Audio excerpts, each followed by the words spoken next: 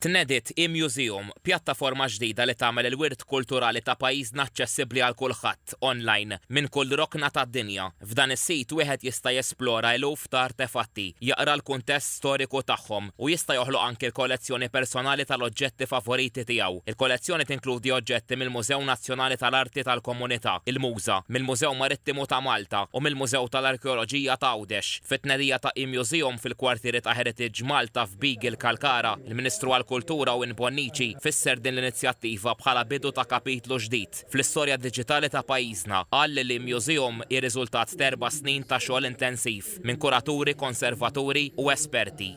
Għandna 3000 artefatt fil-mużewijiet kollha ta' Heritage Malta illi qed jiġu propju għad-dispożizzjoni tal-pubbliku kollu internazzjonali u fuq kollox dak lokali. Fejn inti tista' issa permezz tal-informatika taċċedi b'mod li qatt ma stajt tagħmel qabel għal dawn l-artefatti mill-isbaħ li jiċċelebraw dak li għamilna Maltin.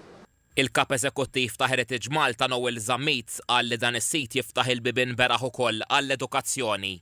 Dan huwa għodda importanti ħafna għal kull tip ta' student, minn riċerkatur l-università, minn professur l-università, sa tifel fil-primarja jrid jagħmel xi proġett tal-iskola dwar l-istorja. Il-kap tat-taqsima tat-teknoloġija u l-iżvilupp tal-esperjenza ta' Heritage Malta Anthony Kassar spjega li l-pjattaforma tuża fost l-aqwa software tat-tip tagħha li jintuża f'mijiet ta' mużewijiet kbar madwar id-dinja. It-tnedija ta' e-Museum immarkat il-ftuħ tal-Fiera tal-Karriri ta' Heritage Malta li sa tittella fit-tmiem din il-ġimgħa.